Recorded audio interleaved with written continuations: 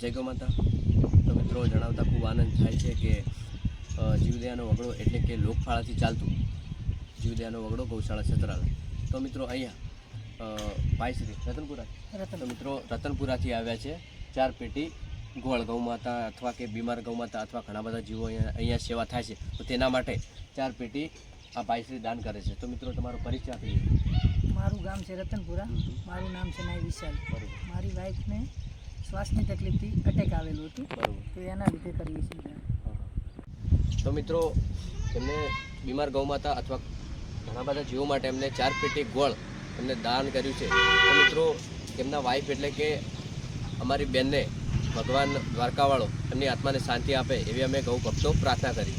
તો મિત્રો અને તેમને ખૂબ ખૂબ આભાર બંને ભાઈઓને કે શેઠ રતનપુરાથી આવી ને અહીંયા બીમાર ગાયો માટે ગોળ લાવી ને સેવા કરી છે, તો તેમને ખૂબ ખૂબ આભાર।